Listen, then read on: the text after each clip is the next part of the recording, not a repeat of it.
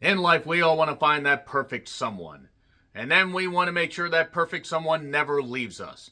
And then we want to make sure that that perfect someone has the right ceremony.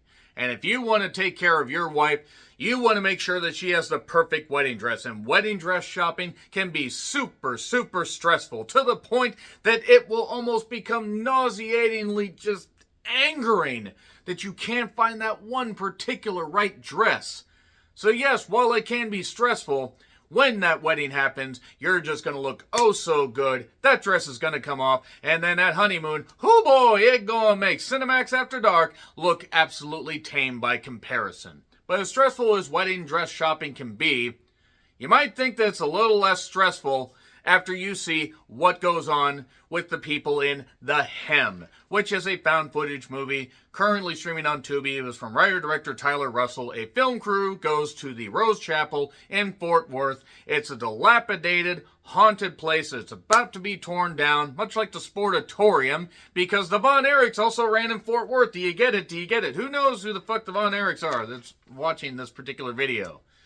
That being said, it's a found footage style movie where it goes on for about, 75 minutes. We have a small crew, a very small crew outside the locals that are being asked about the Rose Chapel and Isabella Rose, that is, who was a dressmaker, devout Catholic, and let's just say bad shit ended up happening, which leads people to not want to go anywhere near that. Some don't even want to talk about it because they don't want to bring the ghost of Isabella Rose up.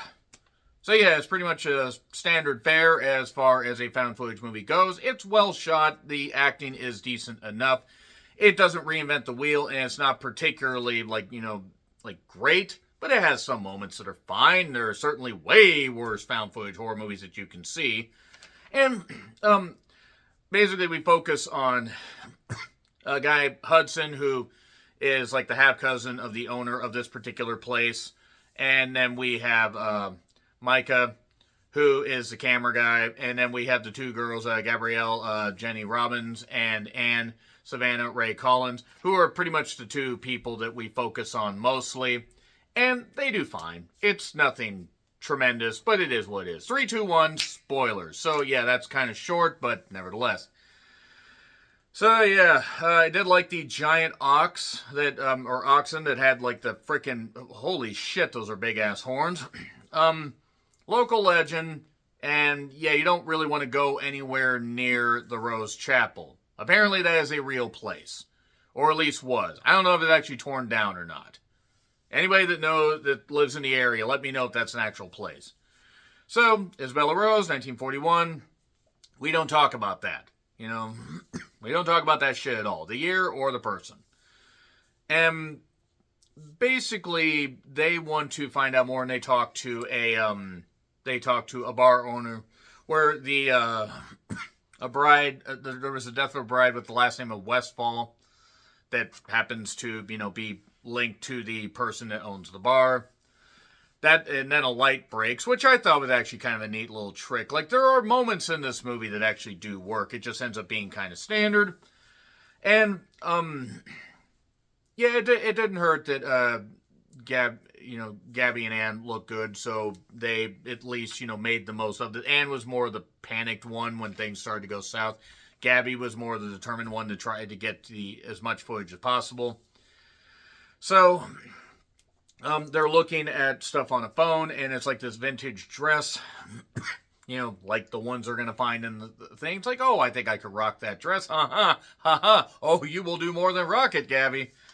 And yeah, it's time to investigate, even though Hudson is a couple hours late. And the thing is, they have a generator running. But once that generator runs out, it is basically nighttime, and you better fucking leave or you're locked in.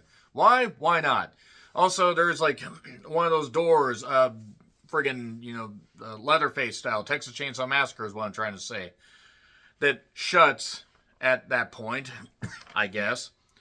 And then they're investigating. There's a candle circle. Micah is out, getting some footage.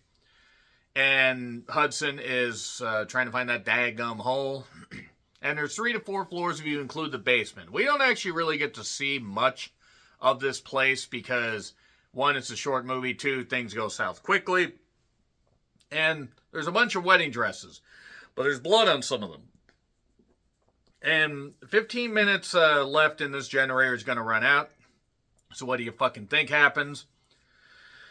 Their phones aren't working, so they can't call for help because, electromagnetic fields. So there we go, the EMF readers. And Micah ends up on the roof and locked out, which I personally would have just sat there until the morning, and then, maybe the ghost would have gone to sleep. But that's just me. So they tried to get out, then the door got stuck, and then Micah's on that part of it, on the other side trying to figure it out, while Hudson and the girls are there. There are also 2 cops that are doing some investigating of footage and everything and trying to figure out what's going on. And they're trying to get information. They tried to get information from a guy named Will. I thought maybe they were looking at footage of this crew and we were just seeing what happened to them. But it turns out they were actually seem to be looking at footage of, other people, or maybe footage of this crew doing something else, given what ends up happening at the end of the movie. It was a little bit confusing at first, but then it made more sense. And, well, Micah's dead. He's totally dead.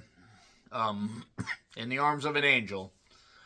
And Monty, not Monty Brown, but this gray-haired cop is bound determined to figure out what's going on. Wants to solve this mystery before the hem is history. Anne ends up kind of busting her own foot, so she really is channeling Carrie Von Erich, and her foot's fucked, so Hudson kind of makes a bit of a tourniquet to stop the bleeding, but also kind of, reset the foot a little bit. And as Gabby is investigating, she finds more blood on a dress, and then ends up kind of getting, taken. She ends up getting taken because, I could rock that dress, and geez. Yeah, maybe you shouldn't have fucking done poking your head around there, if that made any goddamn sense. Will basically talks about the crew, says that, they were good people, and then we see more footage. The cops are there trying to investigate. Hudson tells them where to go. Anne is totally fucked, and instead of getting Anne out of there, they just, and going back to look for Gabby, they decide to just go look for Gabby. And yeah, there's a lot of doors laying around, like it's adoration at this point. And yeah, Micah's dead. We figured that out. This cop finds Gabby in the dress, and she kind of ends up blinding him, blinded by the light, and ends up attacking him.